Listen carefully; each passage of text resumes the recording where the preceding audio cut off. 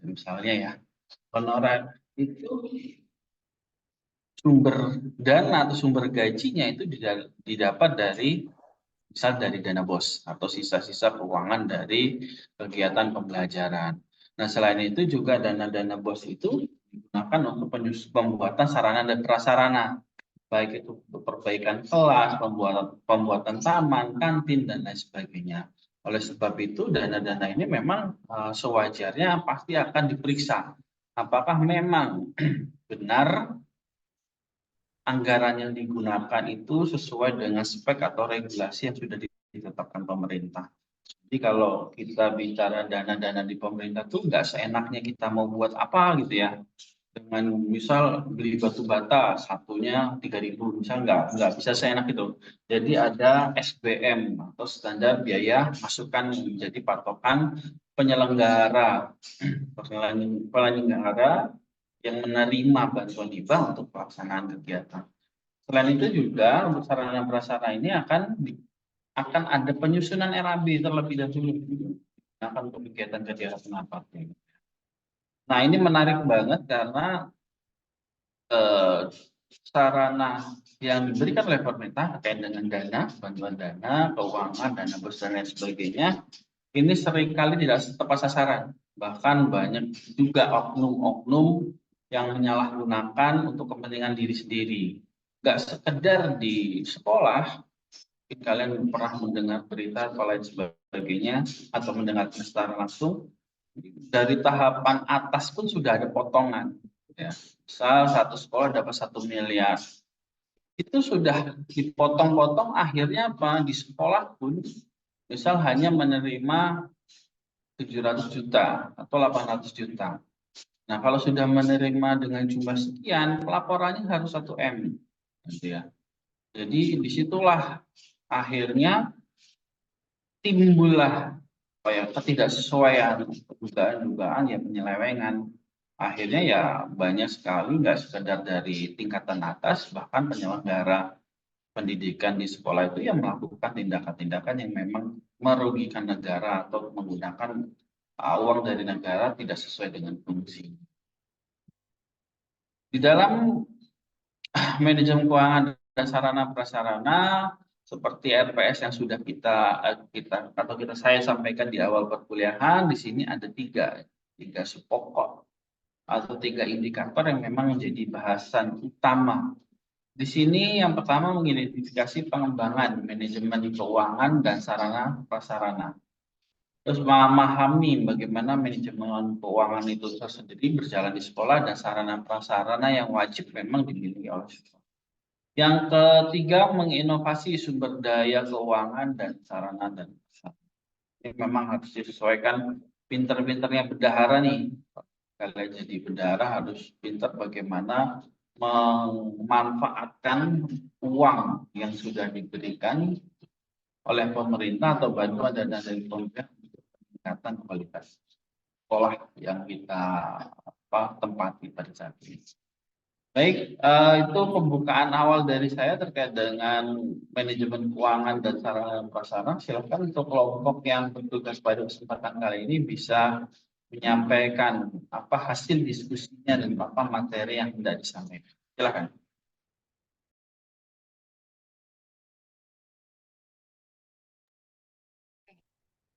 Sebelumnya, Assalamualaikum warahmatullahi wabarakatuh. Kami dari kelompok 4 ingin menyampaikan hasil diskusi kami terkait dengan manajemen keuangan dan juga sarana prasarana. Boleh tolong operator di share screen?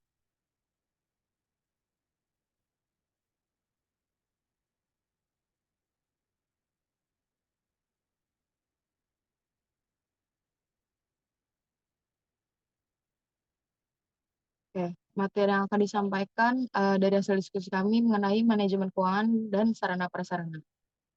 Betul. Sebelumnya, izinkan kelompok kami untuk memperkenalkan diri dulu. Anggotanya yang pertama ada Dinda Nurbaini Kartika Sari, kemudian ada saya Lumti Yasmin, kemudian ada Muhammad Haidar, dan yang terakhir ada Mutia Nur Fadila.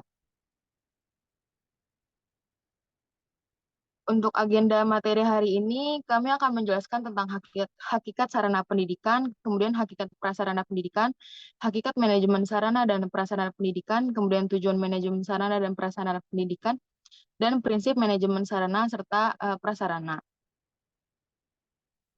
Kemudian ada jenis-jenis sarana dan prasarana pendidikan, fungsi sarana dan prasarana pendidikan, pengertian manajemen keuangan, tujuan manajemen keuangan sekolah, prinsip-prinsip manajemen keuangan. Kemudian ada tugas pengelola keuangan sekolah dan sumber-sumber keuangan sekolah. Ada juga penyusunan rencana anggaran pendapatan dan belanja sekolah atau RAPBS. Kemudian pengelolaan keuangan sekolah yang efektif. Dan yang terakhir ada pelaporan dan pertanggungjawaban keuangan sekolah. Kelompok kami juga menyajikan tujuan pembelajaran. Yang pertama, mahasiswa diharapkan mampu mengidentifikasi pengelolaan jenis-jenis serta fungsi manajemen keuangan dan sarana prasarana. Yang kedua, mahasiswa diharapkan dapat menyusun prinsip-prinsip serta rancangan pada manajemen keuangan dan sarana prasarana. Dan yang terakhir, yang ketiga, mahasiswa diharapkan bisa membangun inovasi peran pendidik terhadap administrasi manajemen keuangan dan juga sarana prasarana. Oke, untuk materi ini akan disampaikan oleh rekan saya. Oke, baik. Terima kasih, Lulu. Oke, materi pertama yaitu ada hakikat sarana pendidikan. Pengertian sarana pendidikan menurut beberapa pendapat ahli, ada menurut Ibrahim Bafadal. Sarana pendidikan menurut Ibrahim Bafadal adalah semua perangkatan peralatan, bahan, dan perabot yang secara langsung digunakan dalam proses pendidikan di sekolah. Lalu menurut Wahyu Ningrum, beliau berpendapat bahwa sarana pendidikan adalah segala fasilitas yang diperlukan dalam proses pembelajaran, yang dapat meliputi barang bergerak maupun barang yang tidak bergerak agar tujuan pendidikan itu tercapai.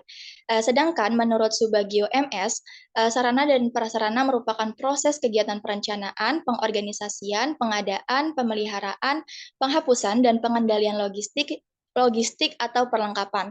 Nah, secara keseluruhan dapat kita simpulkan bahwa sarana pendidikan itu merupakan peralatan dan juga perlengkapan yang secara langsung dipergunakan untuk menunjang proses pendidikan. Kayak misalnya gedung, ruang kelas, meja kursi, alat-alat, dan juga media pembelajaran lainnya. Oke, boleh slide selanjutnya. Oke, materi selanjutnya akan disampaikan oleh rekan saya. Oke, untuk materi selanjutnya ada hakikat prasarana pendidikan.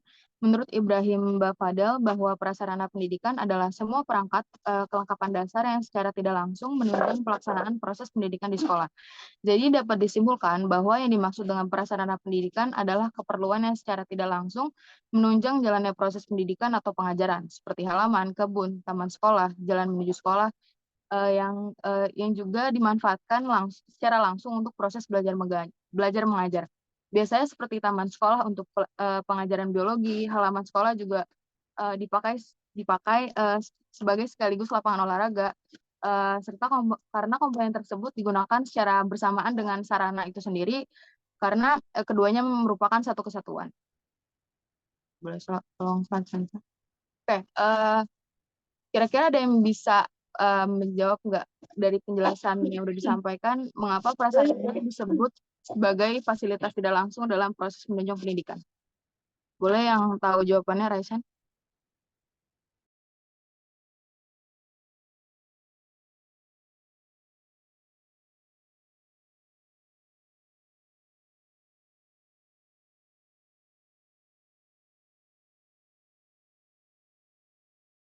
Oke, boleh Ilda dijawab.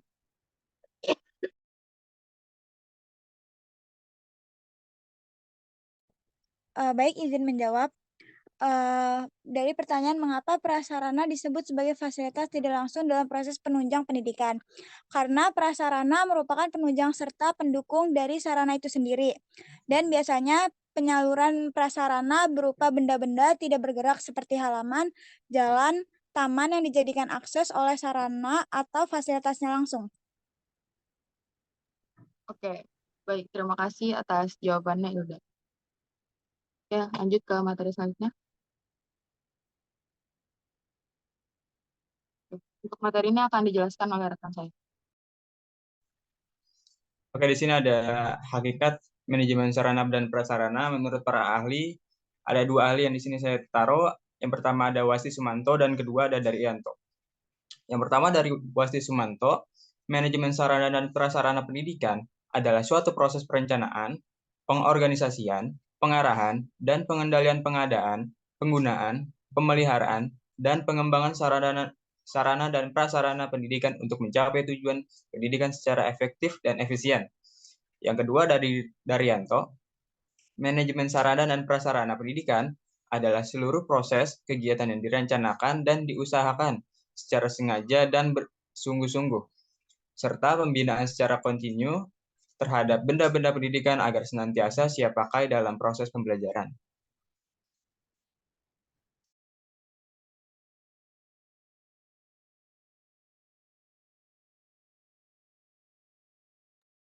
Oke, materi selanjutnya yaitu ada tujuan manajemen sarana dan prasarana pendidikan.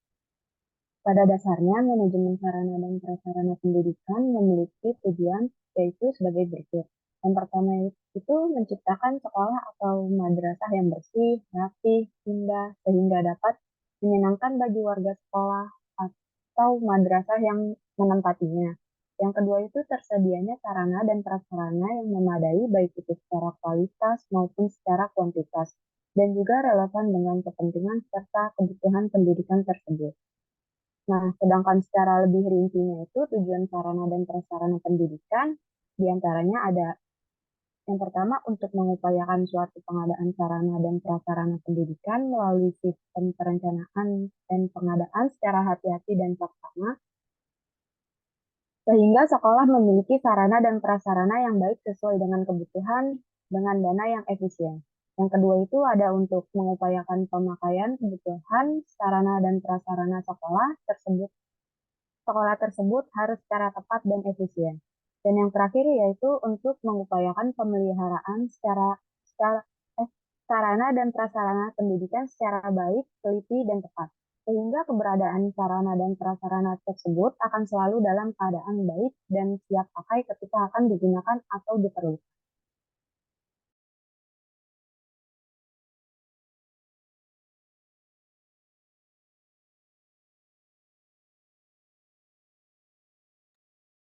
Nah, selanjutnya itu ada prinsip manajemen sarana dan prasarana.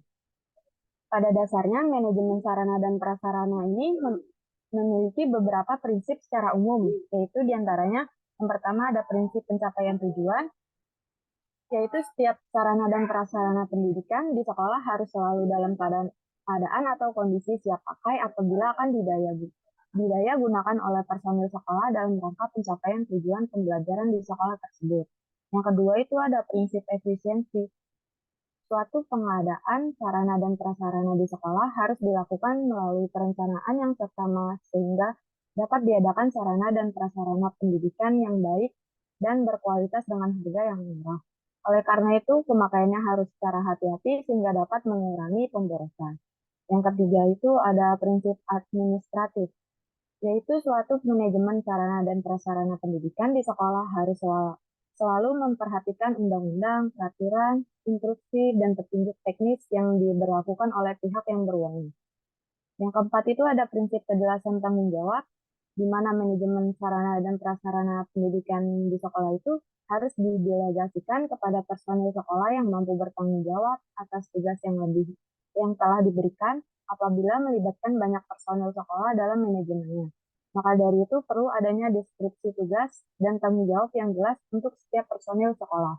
Dan yang terakhir itu ada prinsip kekohesisan, di mana manajemen sarana dan prasarana pendidikan itu harus direalisasikan dalam bentuk proses kerja sekolah yang sangat kompak. Untuk itu, antara satu dengan yang lain dalam organisasi harus bekerja sama dengan baik. Nah, sedangkan prinsip manajemen sarana dan sarana secara khusus itu diantaranya ada yang pertama ada site atau lahan bangunan. Pastinya jika ingin memanajemen suatu sarana dan prasarana memerlukan lahan bangunan untuk membangun bangunan tersebut kan. Nah, yang kedua ada building atau bangunan dan tentunya memerlukan bangunan untuk ditempati sebagai dilaksanakannya manajemen sarana dan prasarana tersebut. Dan yang terakhir yaitu equipment atau perlengkapan. Tentunya jika sudah ada lahan serta bangunannya, maka diperlukan juga perlengkapan untuk dipakai dalam manajemen tersebut.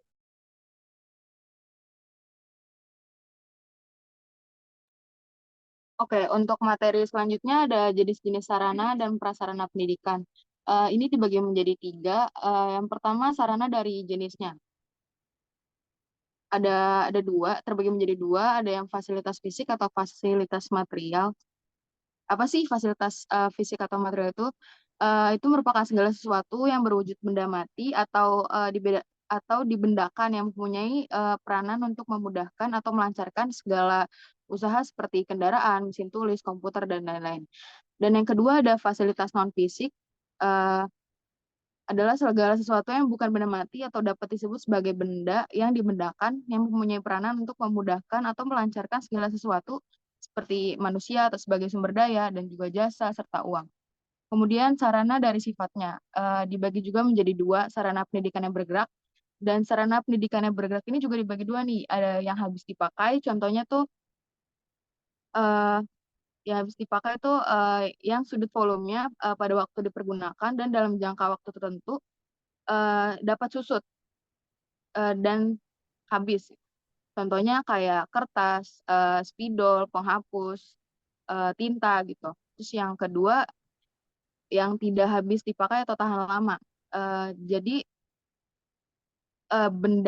jadi sarana itu bisa dipakai berulang kali dan volumenya itu tidak menyusut jika digunakan dalam jangka waktu yang lama. Contohnya seperti komputer, mesin fotokopi, mesin stereo, perabotan, atau yang lain-lain. Dan yang ketiga, sarana dari hubungan dalam proses pembelajaran itu ada 3 juga. Yang pertama sebagai alat pelajaran yang digunakan secara langsung dalam proses belajar mengajar. Misalnya kayak buku, alat tulis, atau alat-alat praktik atau spidol gitu. Terus yang kedua itu alat peraga sebagai pembantu dalam pendidikan dan pengajaran, bisa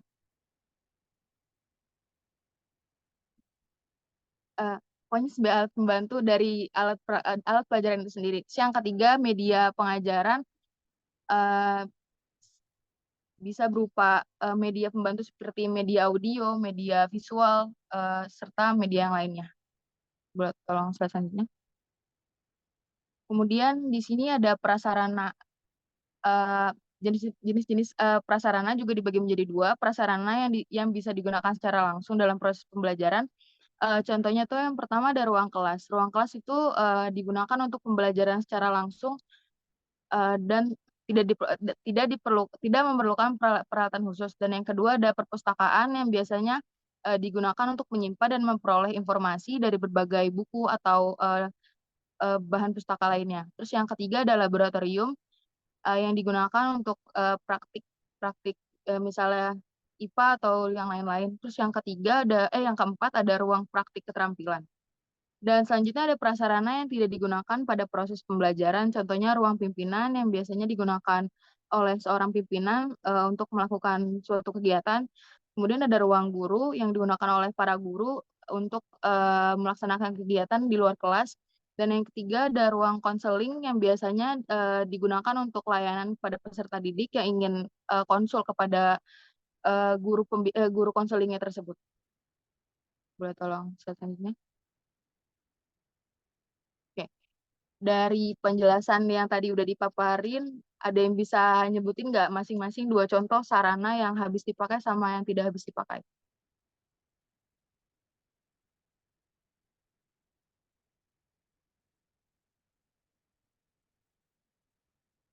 Oke.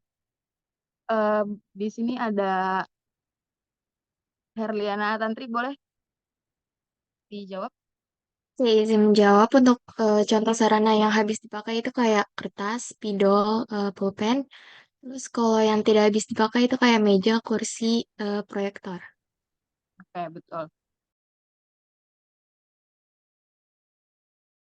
Selanjutnya Ririn mau coba jawab juga? Oke, buat yang sarana yang habis dipakai itu kan yang nggak relatif lama ya. Tahan lama itu kayak prasarana di olahraga itu ada kok gitu ya. Terus yang kedua itu ada kayak kapur juga itu bisa habis. Terus yang nggak bisa habis itu kayak proyektor sama komputer. Oke, betul jawabannya. Terima kasih atas partisipasinya Ririn dan Tantri. Boleh tolong. Oke. Oke, selanjutnya ada fungsi sarana dan prasarana pendidikan, di mana adanya sarana dan prasarana pendidikan ini memiliki beberapa fungsi ya, di antaranya tuh ada mempermudah proses kerja, di mana sarana dan prasarana ini berfungsi untuk mempermudah proses kegiatan, supaya tujuan bersama itu dapat tercapai. Terus yang kedua, mempercepat proses kerja. Selain mempermudah, adanya sarana dan prasarana juga mempercepat proses kerja suatu organisasi atau lembaga itu sendiri. Nah, terus yang ketiga tuh meningkatkan produktivitas. Produktivitas kegiatan itu dapat meningkat karena terbantu oleh adanya sarana dan prasarana. Dan fungsi yang keempat itu adalah hasilnya lebih berkualitas. Jadi kalau produktivitasnya itu meningkat, maka hasil kerjanya juga lebih berkualitas karena memang adanya sarana dan prasarana yang mempermudah serta mempercepat proses kerja. Oke. Slide selanjutnya tolong.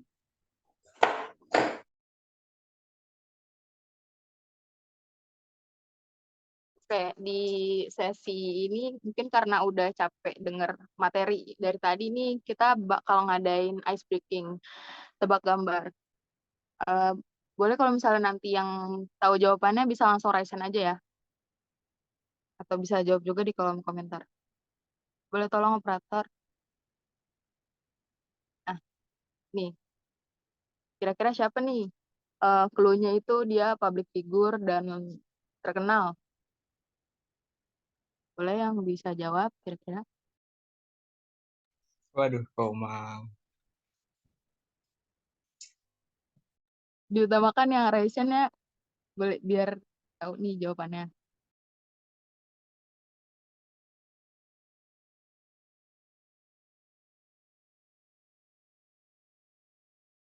Oke, boleh. Di sini udah kelihatan Zul. Boleh Zul, dijawab Zul. Kira-kira siapa? Jawabannya itu Alfiansyah Bustami atau Komeng. Oke. Ada yang mau jawab lain nggak nih? Aku tahu ada jawaban lain.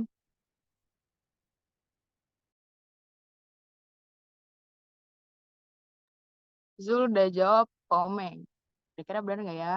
Ada yang mau jawab lagi nggak selain Zul? Pemerhati rakyat kecil. Oh, dia punya rakyat kecil. Oke, kayak nggak ada yang jawab lagi. Boleh tolong operator kita lihat jawabannya.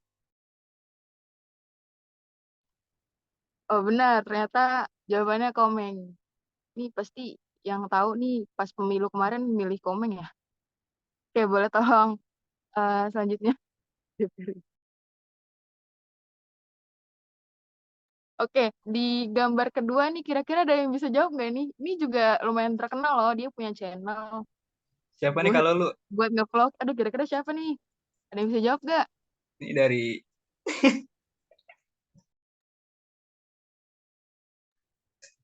dari kumisnya udah dicukur kayaknya tuh.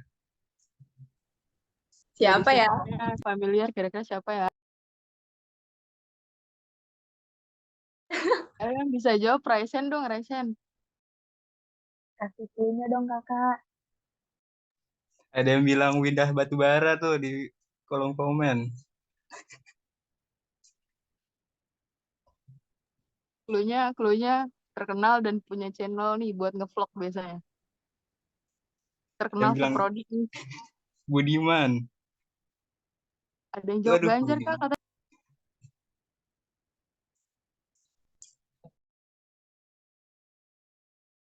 Mana nih dari tadi rame di kolom komentar aja nggak ada yang Raisen.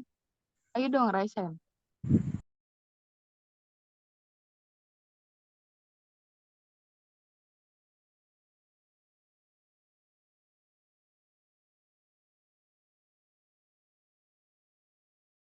Nggak ada yang mau jawab nih operator, boleh tolong langsung ke saya selanjutnya aja.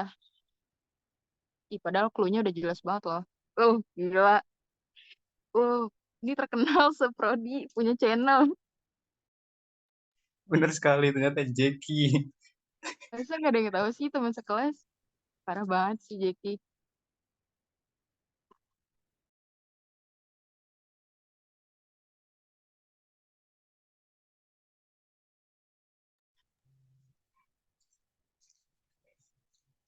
Boleh dilanjut kalau lu. Oke, boleh. Masih ada nggak sih ini ice breaking-nya? Tebak gambarnya. Coba di slide selanjutnya. Mbak. Moderator. Operator. Nah, Oh, ini juga nih nggak kalah viralnya. Lagi trending juga, lagi banyak diomongin. waduh, ini kayaknya Siapa ada yang bisa nebak ada nggak? sepatu. Siva, Siva. Ini clue-nya ada 2 orang. Aku Ini mau jawab familiar dong. banget ini. Boleh, boleh Rasen. Aku mau jawab dong. Oke, boleh Rasen. Bentar Oke, dah. Hmm, boleh Ovi. itu kan itu Siva Budiman dia yang itu kan kapal baru yang lagi diomongin itu lagi viral. Iya, yang lagi jadi trendsetter banget kan itu ya. Kira-kira benar nggak sih jawabannya? Boleh tolong operator digeser ke slide selanjutnya. Wah, bener nih jawabannya. Couple yang lagi trendsetter nih. Kayaknya cukup buat sesi ice breaking kali ini. Boleh balik lagi nih ke materi. Kan udah pada semangat juga kan? Tebak-tebakan gambar gini. Oke, lanjut ke materi. Boleh selanjutnya.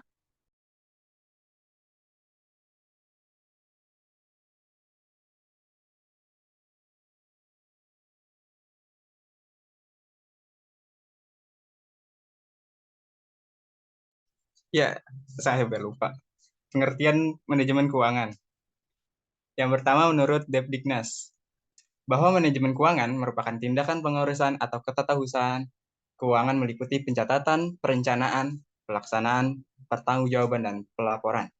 Dengan demikian, manajemen keuangan sekolah dapat diartikan sebagai rangkaian aktivitas mengatur keuangan sekolah mulai dari perencanaan, pembukuan, pembelanjaan, pengawasan, dan pertanggungjawaban keuangan sekolah. Selanjutnya. Oke, di slide selanjutnya ada tujuan manajemen keuangan sekolah. Di sini tujuannya itu ada 3. Yang pertama, meningkatkan efektivitas dan efisiensi penggunaan keuangan sekolah. Maksudnya gimana sih? Jadi tuh biasanya kan di sekolah mendapatkan penyaluran dana dari pemerintah yang kemudian akan dipergunakan untuk pendanaan sekolah. Dana tersebut harus dioptimalkan serta mempunyai tujuan yang jelas. Dipergunakan untuk kebutuhan sekolah yang mana sih? Kayak misalnya revitalisasi gedung dan lain-lain yang membuat penggunaan dana itu menjadi lebih efisien. Yang kedua, tujuannya untuk meningkatkan akuntabilitas dan transparansi keuangan sekolah. Yang dimaksud adalah terkait akuntabilitas, berarti sekolah tuh diharapkan mampu bertanggung jawab atas penggunaan sumber daya keuangan yang tersedia dan juga memberikan laporan keuangan secara tepat waktu. Kemudian transparansi itu berarti sekolah diharapkan mampu memberikan informasi yang jelas dan terperinci tentang kondisi keuangan sekolah kepada pihak yang berkepentingan seperti dinas pendidikan atau pemerintahan yang menyalurkan dana itu sendiri. Dan yang ketiga ada meminimalisasikan penyalahgunaan anggaran sekolah, yaitu dengan selalu menghindari tindakan yang dapat merugikan sekolah secara keuangan, seperti tindakan kriminalitas kayak korupsi atau penggelapan dana. Tolong slide selanjutnya. Oke, jadi dapat disimpulkan manajemen keuangan sekolah itu bertujuan untuk memastikan bahwa sekolah memiliki sumber daya keuangan yang cukup untuk mencapai tujuan yang telah ditetapkan sebelumnya. Melalui kegiatan manajemen keuangan, maka kebutuhan dan ketersediaan dana untuk kegiatan sekolah termasuk pemenuhan sarana dan prasarana dapat direncanakan, diupayakan pengadaannya, dibukukan secara transparan, dan digunakan untuk membiayai pemenuhan kebutuhan tersebut secara efektif dan efisien. Oke, dari penjelasan materi tadi, ada yang bisa jawab nggak sih kira-kira korelasi dari transparansi dan meminimalisasi penyalahgunaan dana pada manajemen keuangan itu apa sih? Boleh kalau yang bisa jawab, teruskan.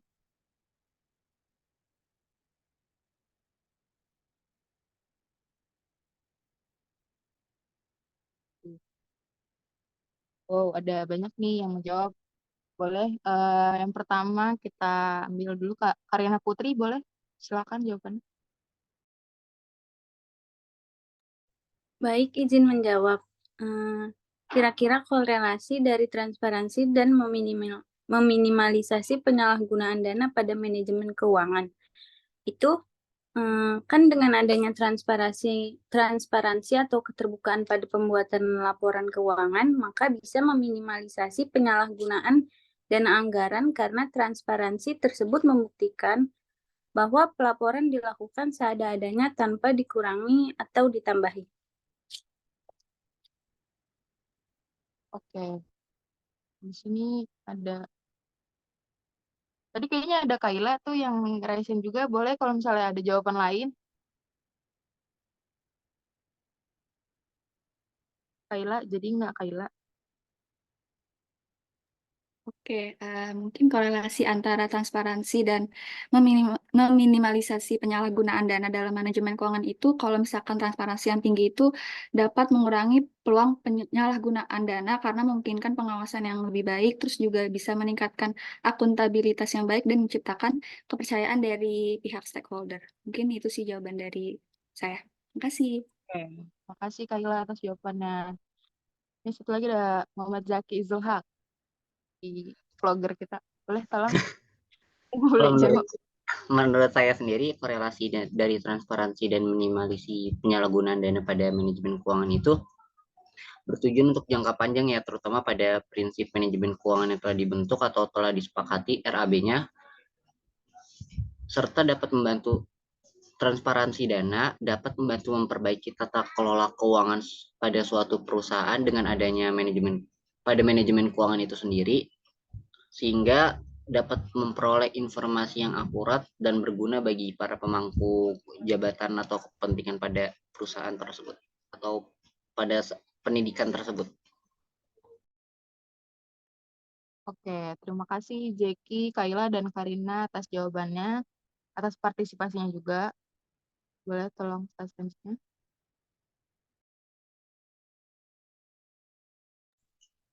Oke, selanjutnya ada prinsip manajemen keuangan. Yang pertama ada transparansi. Transparansi berarti adanya keterbukaan. Transparansi di bidang manajemen berarti adanya keterbukaan dalam mengelola suatu kegiatan. Di lembaga pendidikan, bidang manajemen keuangan yang transparan berarti adanya keterbukaan dalam manajemen keuangan lembaga pendidikan, yaitu keterbukaan sumber keuangan dan jumlahnya, rincian penggunaan, dan pertanggungjawabannya harus jelas sehingga bisa memudahkan pihak-pihak yang berkepentingan untuk mengetahuinya. Yang kedua ada akuntabilitas. Akuntabilitas adalah kondisi seseorang yang dinilai oleh orang lain karena kualitas performansinya dalam menyelesaikan tugas untuk mencapai tujuan yang menjadi tanggung jawabnya. Akuntabilitas ini di dalam manajemen keuangan berarti penggunaan uang sekolah dapat dipertanggungjawabkan sesuai dengan perencanaan yang telah ditetapkan. Terus juga berdasarkan perencanaan yang telah ditetapkan ini, maka pihak sekolah membelanjakan uang tersebut secara bertanggung jawab. Selanjutnya ada efektivitas. Menurut Gartner, mendefinisikan efektivitas lebih dalam lagi, karena sebenarnya efektivitas tidak berhenti sampai tujuan tercapai, tetapi sampai pada kualitatif hasil yang dikaitkan dengan pencapaian visi lembaga. Efektivitas lebih menekankan pada kualitatif outcome. Manajemen keuangan dikatakan memenuhi prinsip efektivitas kalau kegiatan yang dilakukan dapat mengatur keuangan untuk membiayai aktivitas. Yang keempat ada efisiensi. Efisiensi adalah perbandingan yang terbaik antara masukan atau input dan keluaran atau output, atau antara daya dan hasil. Perbandingan tersebut dapat dilihat dari dua hal. Yang pertama, dilihat dari segi penggunaan waktu, tenaga, dan biaya. Ragam efisiensi dapat dijelaskan melalui hubungan antara penggunaan waktu, tenaga, biaya, dan hasil yang diharapkan. Yang kedua ada dilihat dari segi hasil. Segi hasil dapat dikatakan efisien kalau dengan penggunaan waktu, tenaga, dan biaya tertentu memberikan hasil sebanyak-banyaknya dan kuantitas maupun kualitas. Selanjutnya.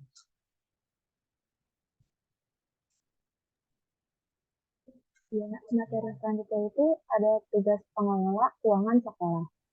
Dalam pelaksanaannya, pengelola keuangan sekolah menganut asas pemisahan tugas. Nah, Asas pemisahan tugas ini terdiri dari fungsi otorisator, fungsi ordonator, dan fungsi bendaharawan.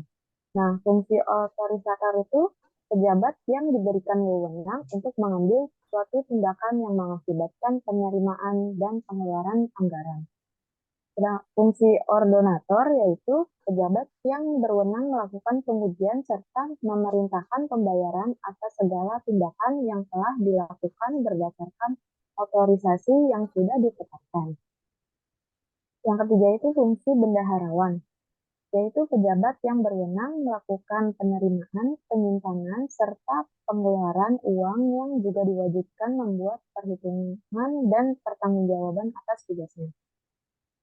Dalam pengelola keuangan sekolah mempunyai kewajiban untuk menentukan keuangan sekolah tersebut, bagaimana cara mendapatkan dana untuk infrastruktur sekolah, serta bagaimana penggunaan dana tersebut untuk membiayai kebutuhan sekolah tersebut. Maka dari itu, tugas pengelola keuangan yaitu diantaranya ada pengelolaan untuk perencanaan perkiraan, yang kedua ada pengelolaan memusatkan perhatian pada keputusan investasi dan pembiayaannya, yang ketiga ada pengelolaan kerjasama dengan pihak lain, dan yang terakhir ada penggunaan keuangan dan mencari sumber dananya. Nah, adapun yang harus dimiliki oleh seorang pengelola keuangan sekolah yaitu strategi keuangan. Strategi keuangan tersebut diantaranya yaitu ada strategi planning.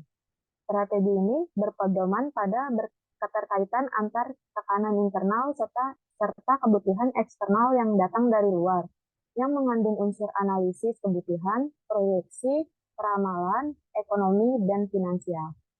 Yang kedua ada strategi manajemen. Strategi ini merupakan upaya mengelola suatu proses perubahan seperti perencanaan strategis, struktur organisasi, kontrol, strategi, serta kebutuhan primer. Yang terakhir itu ada strategi thinking, berfungsi sebagai kerangka dasar untuk merumuskan tujuan dan hasil secara berkesinambungan.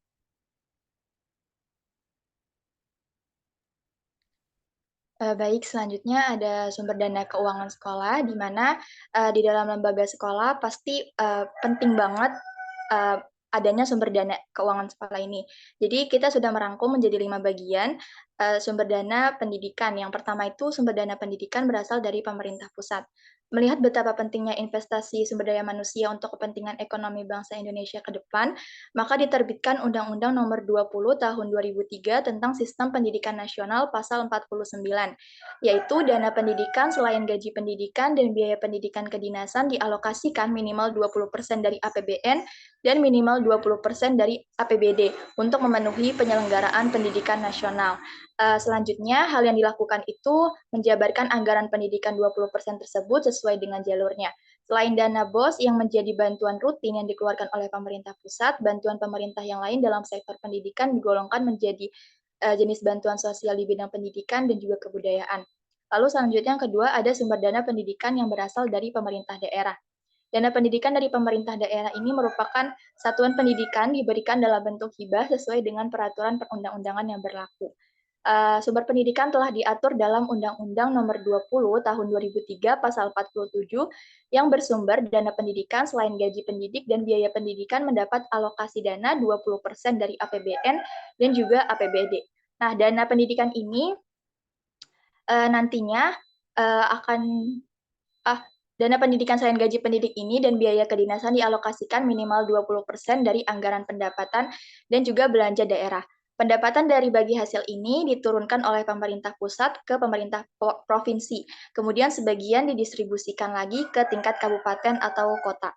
Dana pendidikan yang ada di tingkat provinsi dan kabupaten atau kota berasal dari pemerintah pusat, sedangkan pemerintah daerah hanya mengelola dan menyalurkannya sesuai dengan peruntukannya yang telah direncanakan sebelumnya.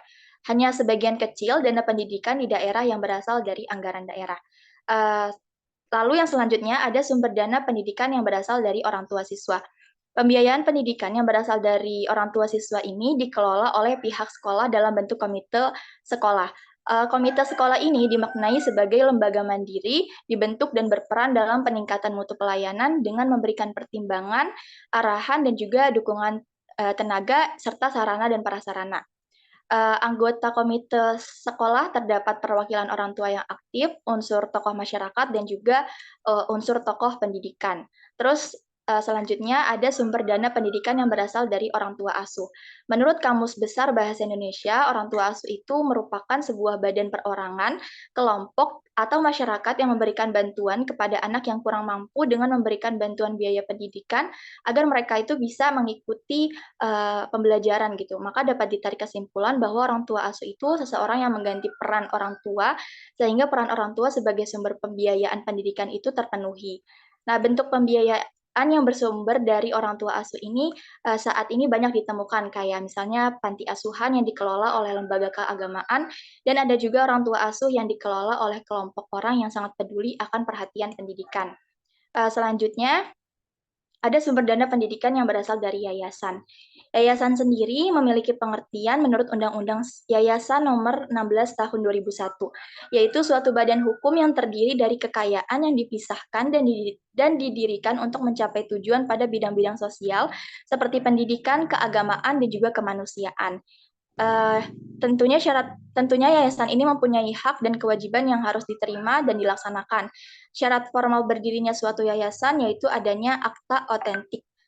Nah, jika seluruh lembaga pendidikan yang di bawah naungan yayasan benar-benar dikelola dengan baik, nantinya akan menghasilkan anak bangsa yang cerdas dan juga kompetitif.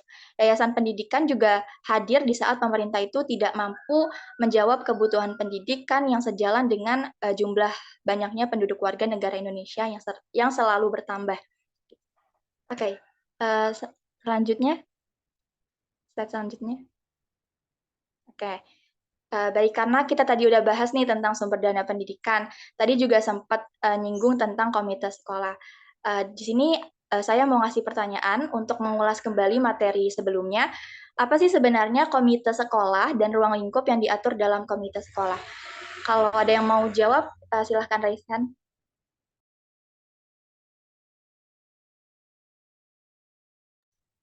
Baik, Anggra, silahkan. Oke, terima kasih atas kesempatannya. Jadi, kalau menurut pengetahuan saya, komite sekolah itu adalah lembaga mandiri yang berperan dalam kegiatan pengelolaan sekolahan. Biasanya ada orang tua, guru, dan kepala sekolah, serta orang-orang lainnya yang berpengaruh pada pengelolaan di sekolah. Itu aja. Baik, terima kasih, Anggra. Materi selanjutnya akan disampaikan oleh rekan saya.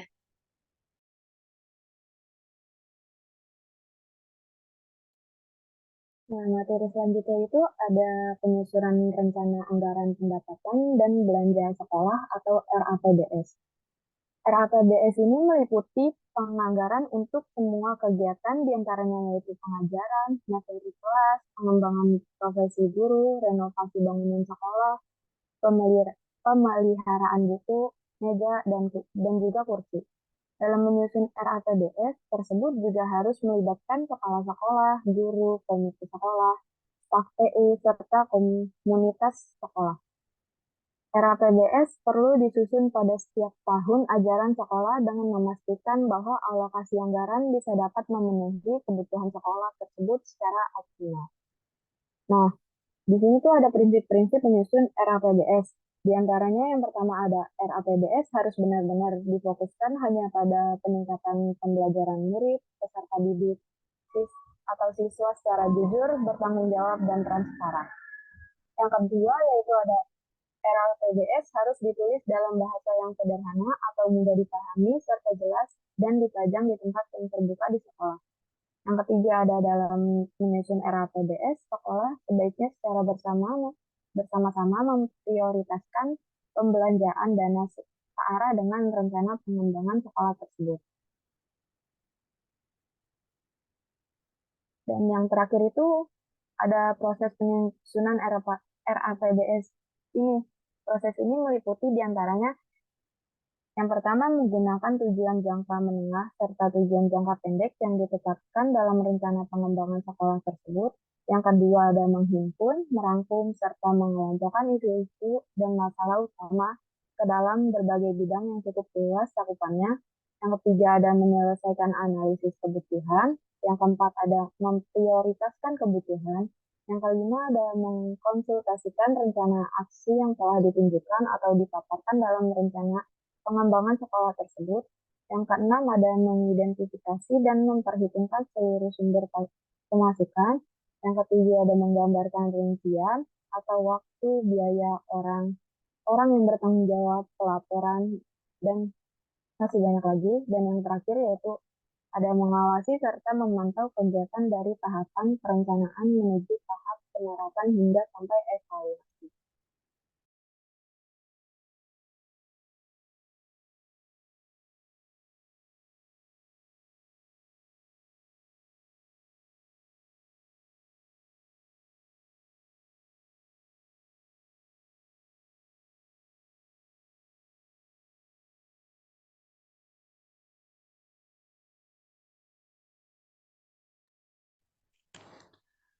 Oke, selanjutnya ada pengelolaan keuangan secara efektif.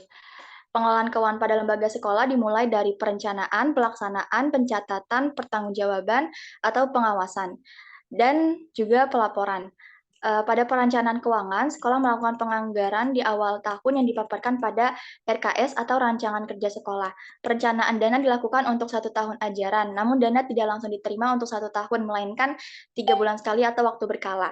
Permasalahan pada proses perencanaan adalah saat rapat komite dengan wali murid sulit mencapai kesepakatan besarnya penentuan biaya SPP. Yang selanjutnya, karena tadi kita sudah menyiapkan rencana, maka sekarang ada tahap pelaksanaan. Ketika penerimaan dan penggunaan dana disertai bukti bayar atau bukti transaksi itu akan dilampirkan sebagai pertanggungjawaban kepada pihak-pihak terkait. Segala sesuatu dana yang dikeluarkan adalah bertujuan untuk meningkatkan mutu pendidikan. Permasalahan pada proses pelaksanaan itu sulitnya penagihan yang sulit terbayarkan gitu. Nah, yang ketiga ada pada proses pencatatan keuangan yang telah dicatat dengan baik dan tidak terdapat pencatatan peminjaman kepada bank. Permasalahan ini terdapat pada pembagian tugas bendahara. Selanjutnya ada pertanggungjawaban laporan pendanaan sekolah yang diaudit oleh yayasan setiap tahun sebagai pengawasan jangka pendek. Untuk jangka panjangnya diaudit oleh tim akreditasi setiap 5 tahun sekali. Terakhir pada proses pelaporan keuangan yang nantinya akan dilakukan kepada beberapa pihak yang tujuannya adalah untuk melaporkan dana BOS, dana kegiatan sekolah, serta pembayaran dana terkait pelaporan SPP.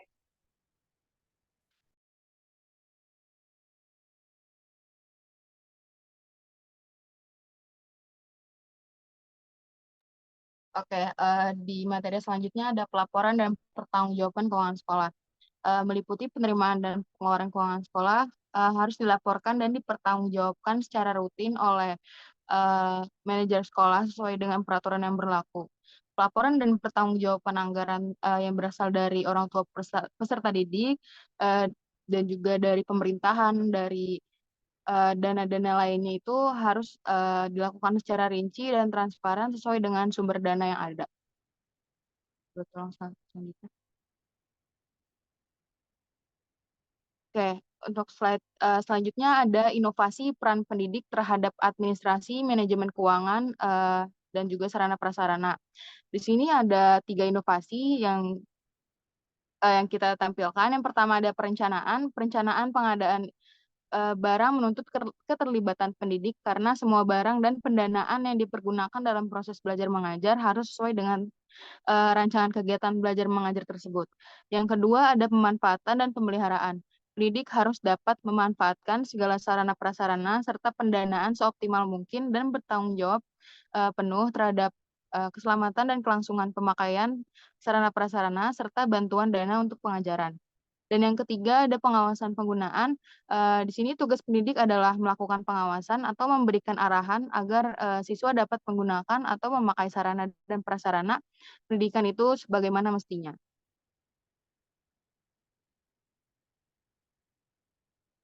Oke, jadi dapat disimpulkan peran pendidik sebagai administrasi manajemen keuangan dan sarana prasarana meliputi kegiatan perencanaan, penggunaan, pencatatan data, pelaporan dan pertanggungjawaban, dana yang dialokasikan untuk penyelenggaraan sekolah. Tujuan administrasi ini adalah untuk mewujudkan suatu tertib administrasi keuangan sehingga pengurusannya dapat dipertanggungjawabkan sesuai dengan ketentuan yang berlaku. Oke, kira-kira itu aja presentasi dari kelompok 4 tentang manajemen keuangan dan sarana prasarana. Slide selanjutnya boleh.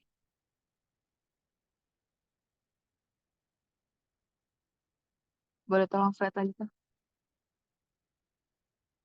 Oke, buat teman-teman yang mau bertanya, dipersilahkan jika ada yang kurang tahu. Dipersilakan untuk meraih hand. Baik banget nih.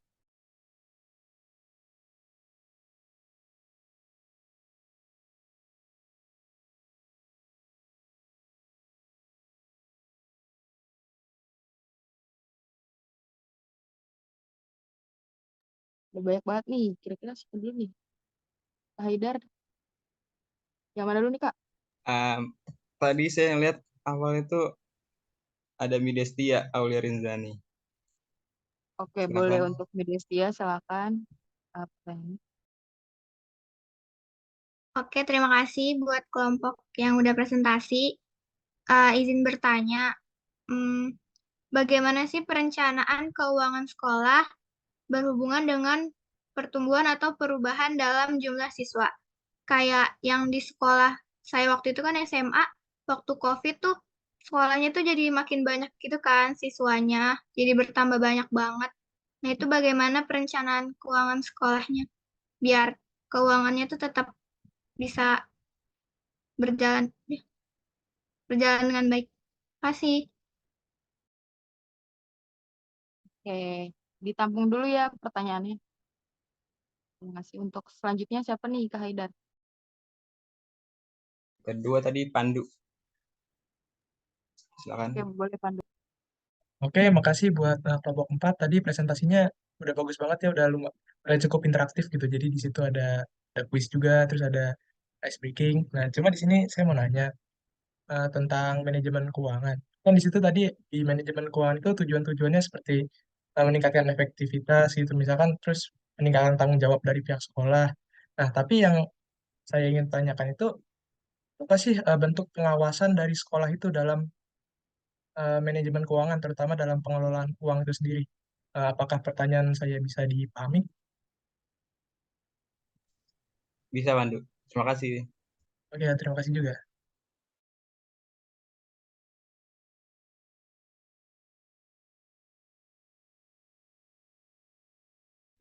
Oke, terakhir kali ya Kak Lulu ya. Satu lagi tadi dari Muhammad Zaki Zulhaq. Silakan Zaki. Oke, sebelumnya perkenalkan nama saya Muhammad Zaki Zulhaq. Saya pengen apresiasi dulu kepada kelompok yang sudah presentasi pada hari ini. Bagus banget konsepnya. Untuk kali ini saya izin bertanya, kan tadi dijelaskan sarana dan prasarananya. Bagaimana jika dalam sekolah atau lingkup lembaga pendidikan tersebut sarana dan prasarananya tidak memadai dan apa dampaknya kepada peserta didiknya tersebut? Oke, terima kasih, itu aja. Oke, terima kasih ya untuk 3 pertanyaan yang udah dilontarkan sama audiens. Ini kita nampung 3 pertanyaan dulu aja ya. Nanti bakal dibuka sesi pertanyaan lagi kalau ingat. Oke. Untuk selanjutnya sambil menunggu kelompok kita diskusi buat tentuin jawabannya, akan ditayangkan video karakter building. Boleh tolong, Haidar.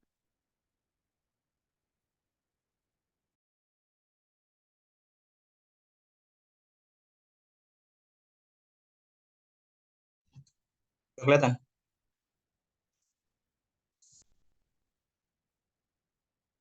Belum. Loading.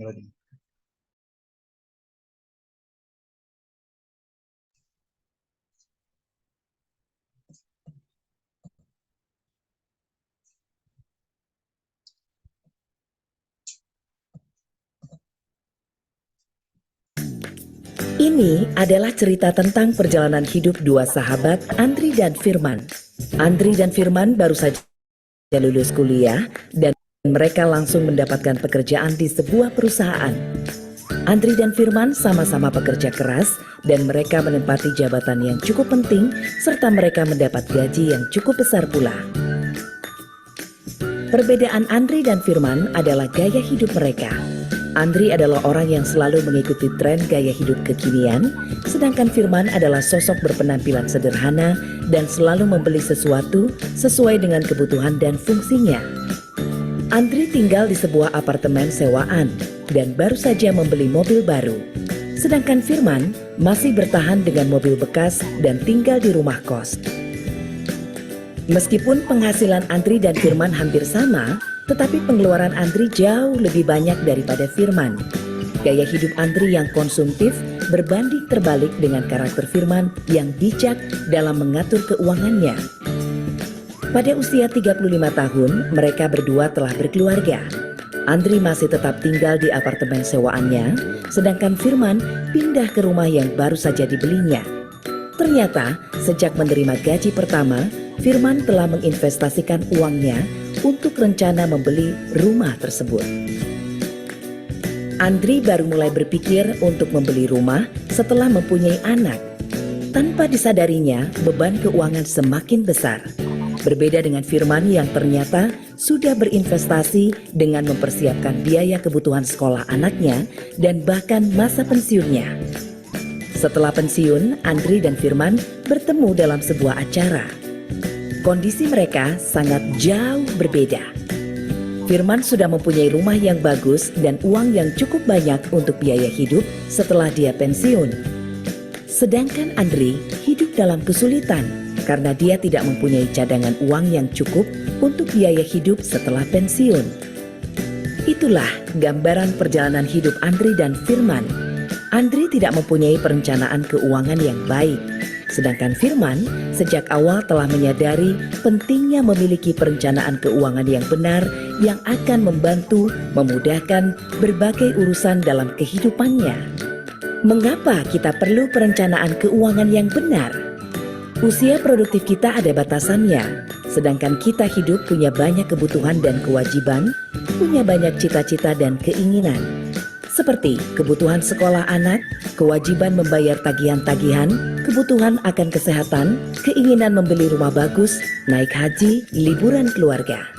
Untuk itu, kita perlu merencanakan keuangan kita dengan cerdas. 3 prinsip perencanaan keuangan yang cerdas adalah mengatur anggaran keuangan dengan tepat, menabung dan berinvestasi sesuai tujuan keuangan Anda, berinvestasi secara rutin. Anda perlu bantuan dalam merencanakan keuangan Anda? Samuel Asset Management siap menjadi mitra dalam merencanakan dan mewujudkan impian Anda.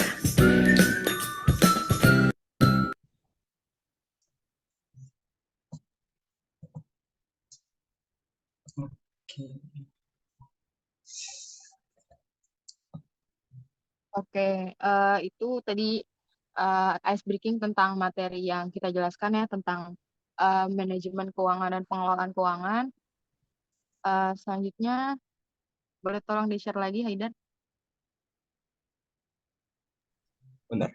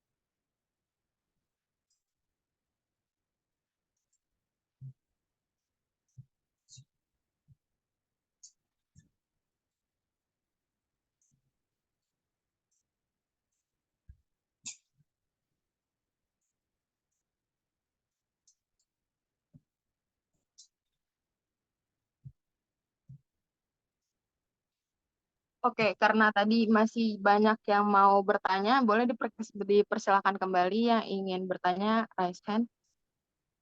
Ya udah ada banyak nih, Haidar, tolong dipilih nih. Siapa yang kira-kira? Eh, yang paling atas sih Octavia Roma. Silakan Okta.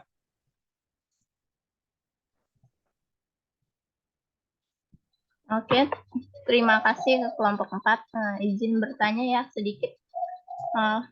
Menurut kelompok kalian tuh apakah keterbatasan sarana dan prasarana itu berkaitan sama prestasi siswa? Itu aja. Terima kasih.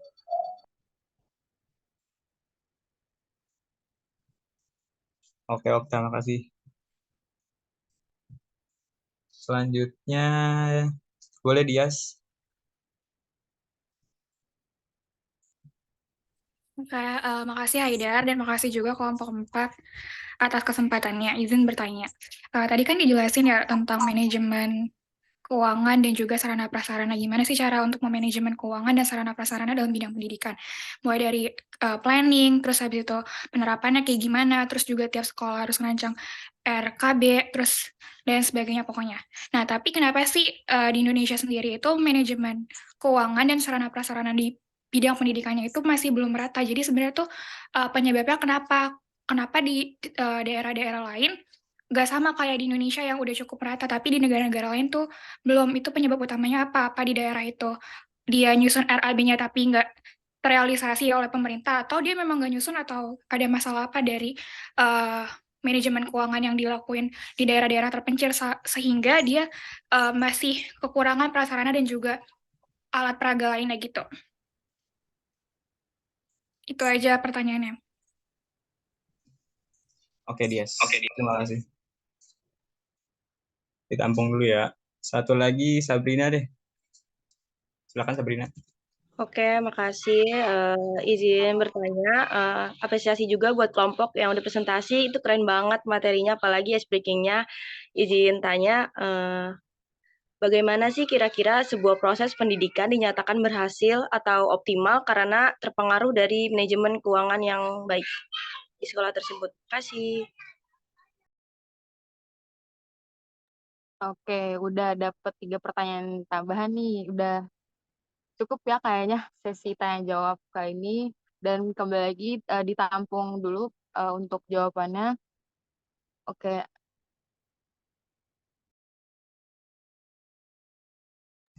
Karena keterbatasan waktu, kita ada apa lagi nih kalau lu? boleh tolong dikasih slide selanjutnya, Aida. Oke, di sini kita punya soal analisis nih. Ih, kesukaan kalian banget kan pasti analisis tuh. Di sini ada tiga gambar nih, 3 foto yang punya case masing-masing, punya permasalahan masing-masing. Di sini tuh disuruh nyari penyebab sama solusinya. Kebetulan kan kita di kelas ini kan ada 10 kelompok ya, dan yang presentasi 1, sisanya berarti 9 kelompok. Untuk tiap gambar ini eh, kita kasih buat 3 kelompok nih, bakal di-spin kelompok mana aja yang bakal dapat gambar pertama, gambar kedua, dan gambar ketiga. Boleh Oke, tolong? jadi kelompok yang dapat 1 sampai 3 di case pertama. Oke, di spin aja ya.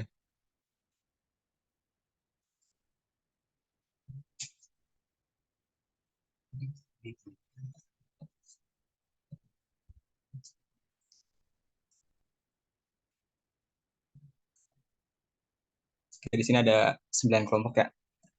Kita spin. Ini buat case pertama yang di sebelah kiri.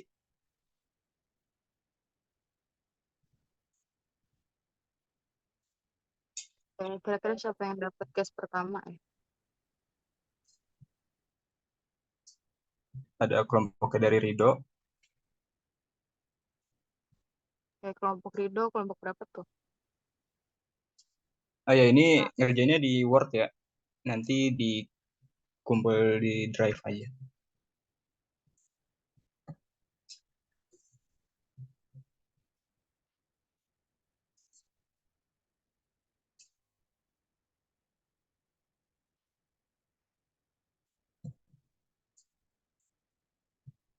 Ini masih case pertama, kelompok bias.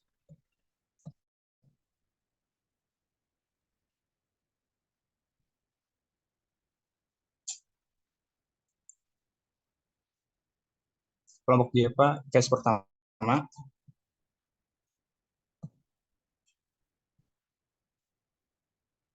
Oke, ini case kedua sekarang.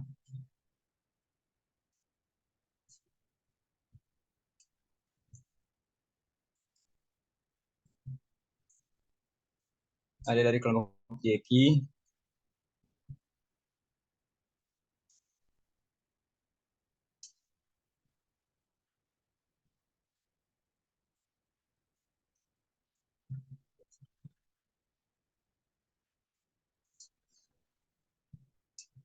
Case kedua lagi ada di kelompok Azura.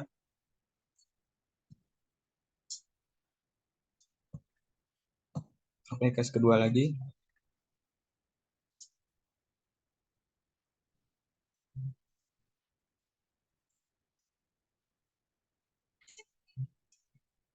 Di kelompok Isnaini ya. Isnaini dapat di case kedua. Berarti sisanya kelompok Laili, kelompok Ririn, dan kelompok Ilda dapat di case ketiga atau di paling sebelah kanan.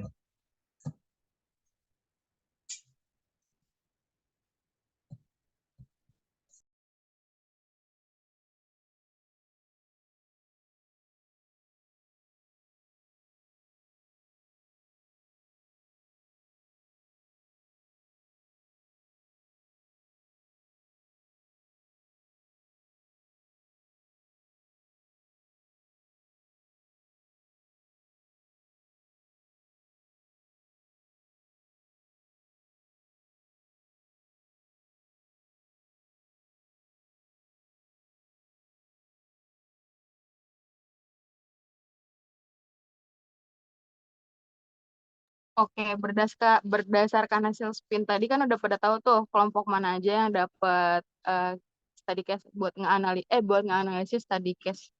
Buat tolong slide analisis. Nah, untuk tadi kelompok yang dapat 3 kelompok yang dapat di spin pertama itu case-nya itu tentang kurangnya sarana prasarana yang bisa menghambat proses belajar mengajar.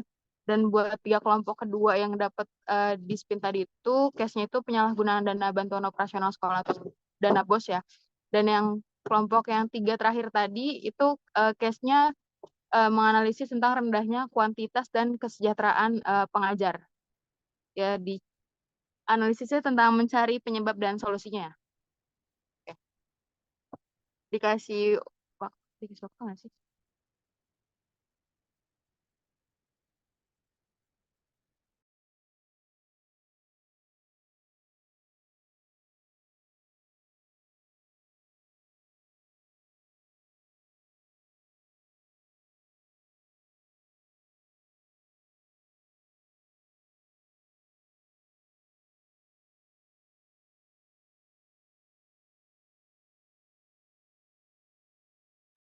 Oke, buat pengerjaannya di Word ya teman-teman, nanti dikumpulin di Google Drive.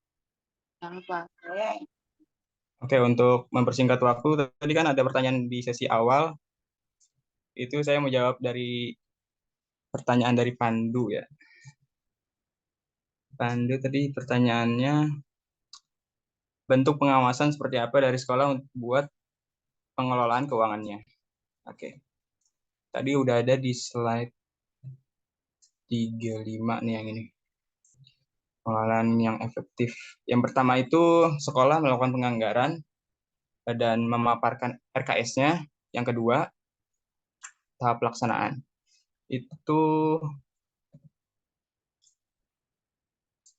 ketika penerimaan dan penggunaan dana harus disertai bukti bayar atau bukti transaksi. Jadi kayak pembeliannya atau harus ada bukti bayarnya gitu. Terus yang ketiga, proses pencatatan uangannya itu harus baik dan nggak ada peminjaman dari bank gitu, nggak boleh pinjam dari bank. Yang keempat, terus juga pertanggungjawaban laporan pendanaan sekolah diaudit oleh sekolah setiap tahun untuk pengawasan jangka pendek. Jadi diaudit setiap tahunnya untuk ngawasin keuangan sekolah. Terus yang kelima, pada proses pelaporan keuangan nantinya akan dilakukan kepada beberapa pihak. Tujuannya adalah untuk melaporkan dana BOS, dana kegiatan sekolah, serta pembayaran dana terkait pelaporan SPP. Jadi dilaporin kepada beberapa pihak gitu. Udah sih segitu aja. Apakah terjawab, Pandu? Sudah terjawab, Haidar. Terima kasih.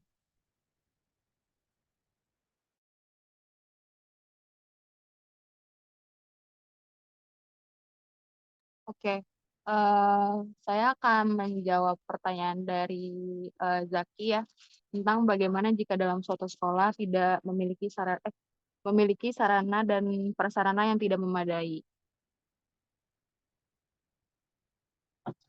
Jawabannya tuh ketika sarana dan prasarana sekolah tidak memadai, maka kan berakibat dalam masalah minimnya pendidikan yang disebabkan karena keterbatasan fasilitas sekolah dan pembelajaran yang tidak memadai Solusi yang bisa dilakukan mungkin dengan mengajukan bantuan dana kepada pemerintah untuk menanggulangi kurangnya akses serta sarana prasarana pembelajaran. Mungkin jika terjadinya di daerah terpencil, bisa mengajukan ke pemerintah daerah dan akan naik ke tahap selanjutnya untuk mengajukan ke pemerintahan pusat. Apa sudah terjawab, Jaki?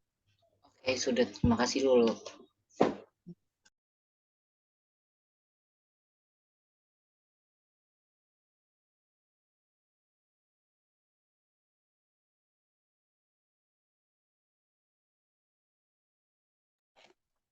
Oke, selanjutnya saya akan menjawab pertanyaan dari Jani ya. Tadi kan pertanyaannya bagaimana perencanaan keuangan sekolah berjalan dengan baik.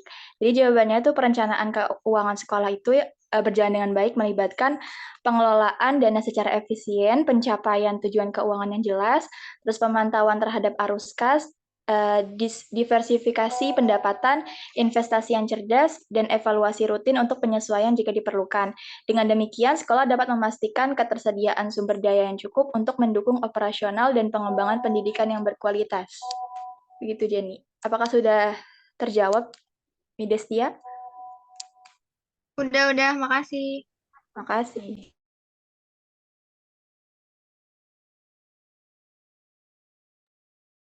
Baik, saya akan menjawab pertanyaan dari Dias. Inti dari pertanyaan itu penyebab sarana prasarana.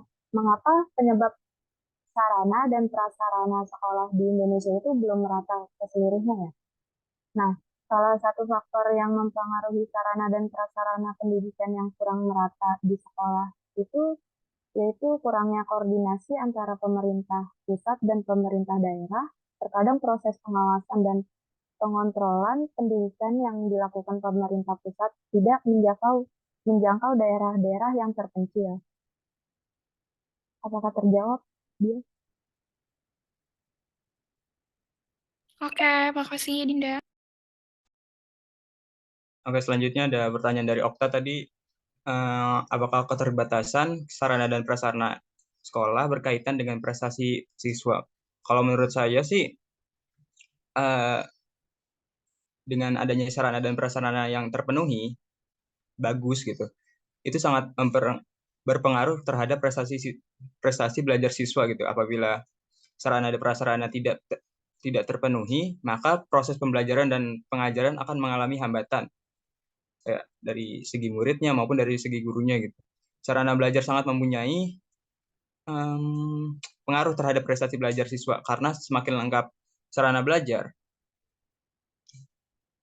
maka siswa yang dapat untuk berprestasi itu semakin mudah gitu. Karena juga sarana dan prasarana yang terpenuhi akan mempermudah, mempercepat, dan memperdalam siswa dalam proses belajar mandiri. Gitu sih. Terima kasih. Oke, terima kasih Haidar jawabannya.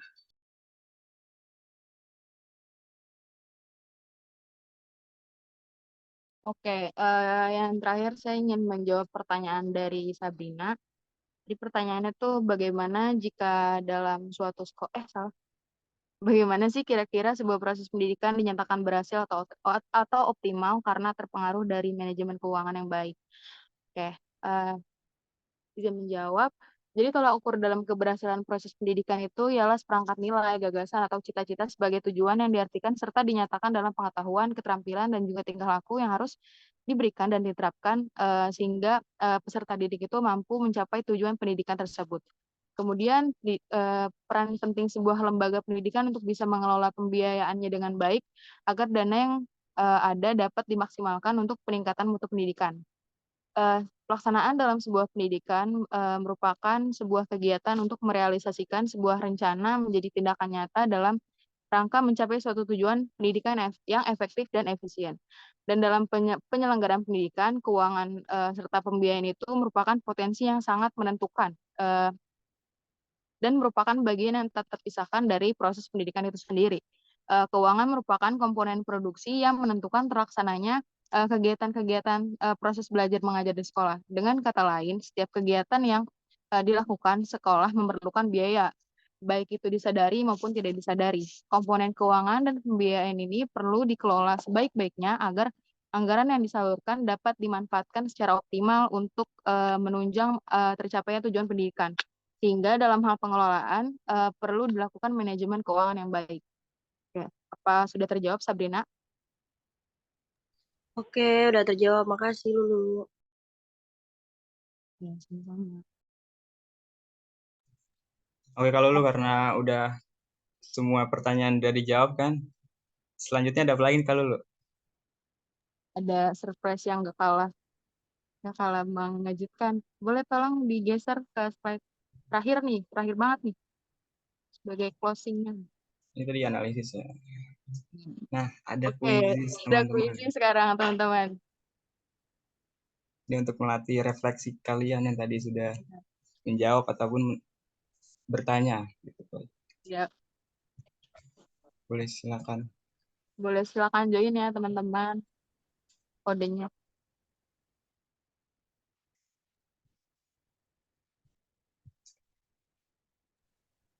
Apalagi nih, tadi suruh ngerjain ini, sekarang ini banyak banget nih kelompok. Kan biar lebih interaktif ke Tadi audiens. untuk analisis nanti aja itu. Analisis nggak buru-buru kok, nanti di buru-buru. akhir aja. Nih untuk kuisis sebagai refleksi dari materi yang udah kita sampaikan.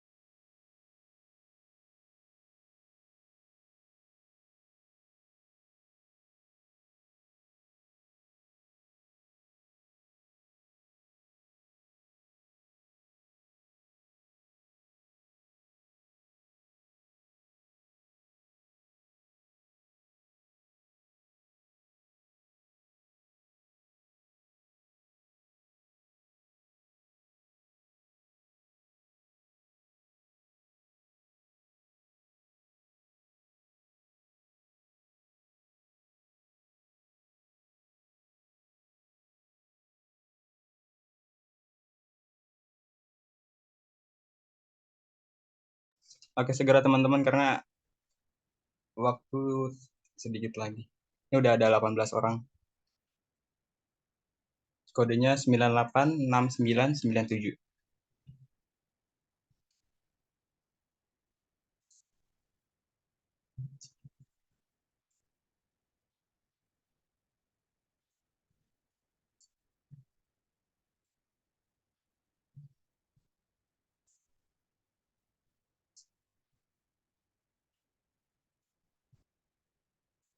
Oke, udah ada 29 orang.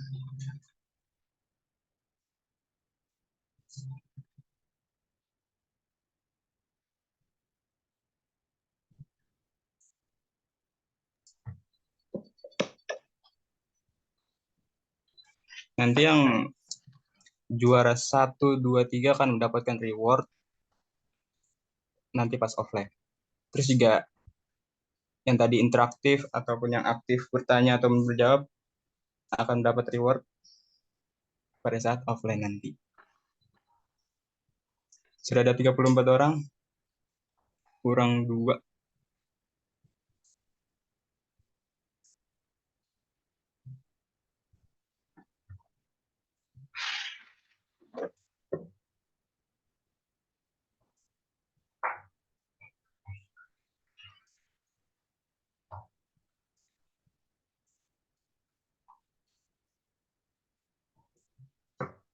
Satu lagi siapa nih?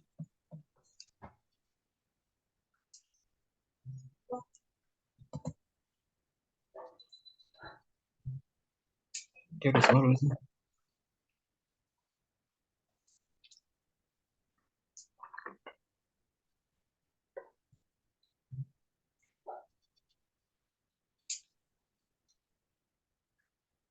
Udah bisa dimulai belum kalau lu? Harusnya 36 nggak sih? Satu lagi siapa ya? Nah, udah nih. Nah, udah. Mulai ya. Boleh. Langsung dimulai aja, Haidar.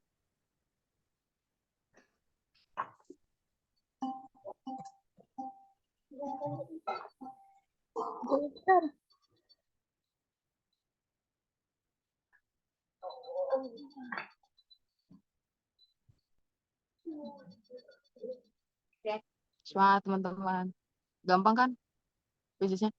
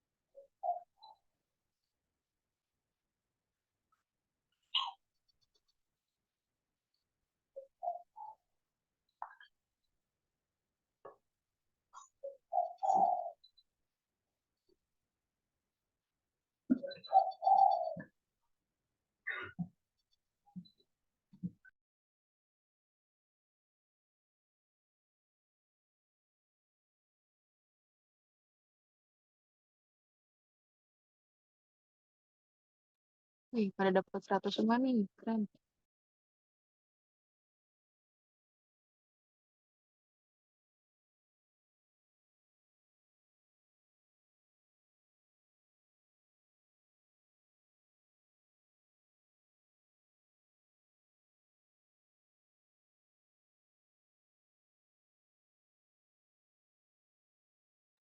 Teman-teman dipercepat ya pengerjaannya. Soalnya 6 menit lagi udah selesai.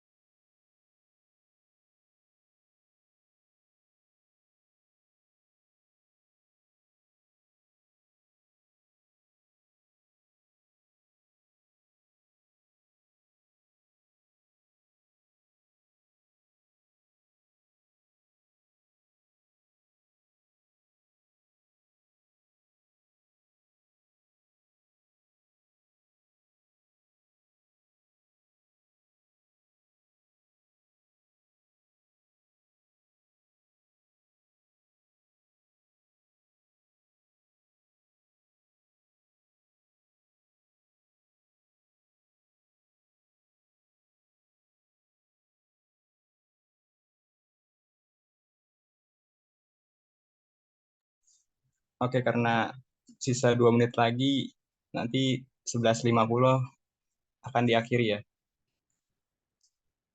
Kita tunggu apakah ada yang belum.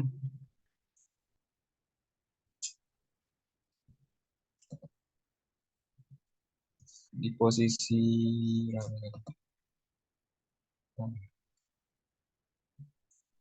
Itu tuh kira-kira 3 teratas. 3 teratas apa nih? Waduh. Aduh. Wow, sudah tidak bergerak.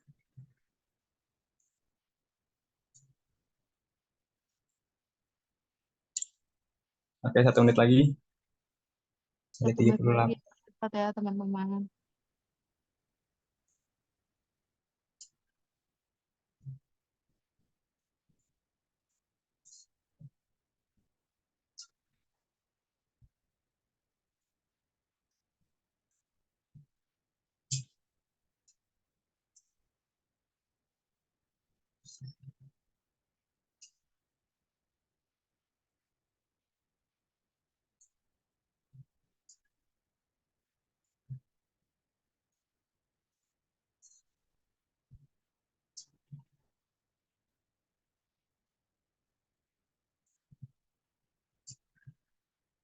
Baru 31 orang yang kelar.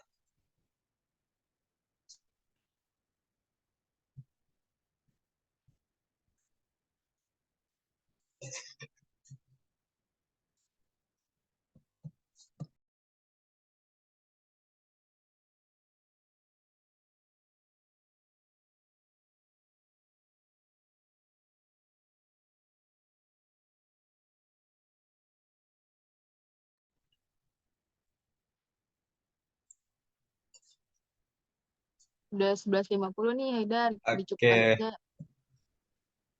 Buat sisanya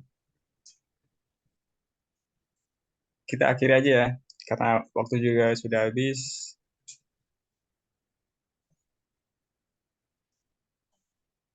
Buat peringkat 3 teratas, jangan lupa tuh tandain Haidar minta hadiah. Waduh. Oke, kita akhiri.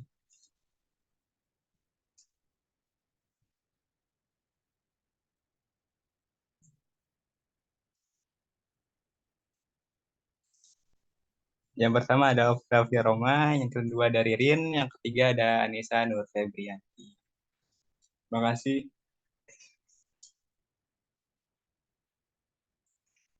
Ya, kalau dulu silakan. Terima kasih buat partisipasinya teman-teman yang udah ngikutin dari awal dan nyimak sampai banyak juga yang aktif. Sekian presentasi dari kelompok 4 tentang manajemen keuangan dan sarana prasarana. Izin kembalikan kepada Pak Adit. Oke, karena Pak Aditnya sedang ada acara dan sedang berhalangan, gua selaku PJ menggantikan Pak Adit, udah di chat juga ya. Akan menutup perkuliahan pada hari ini. Terima kasih kepada kelompok 4 yang sudah mempresentasikan perencanaan pengajian kali ini. Sebelum menutup perkuliahan pada hari ini, alangkah baiknya kita membaca doa.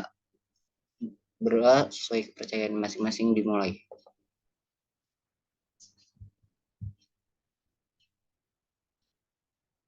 Oke, selesai. Untuk refleksi dari Pak Aditnya sendiri akan disampaikan pada perkuliahan selanjutnya. Terima kasih. Oke, makasih Jiki, makasih teman-teman semuanya. Duh, matiin recordnya.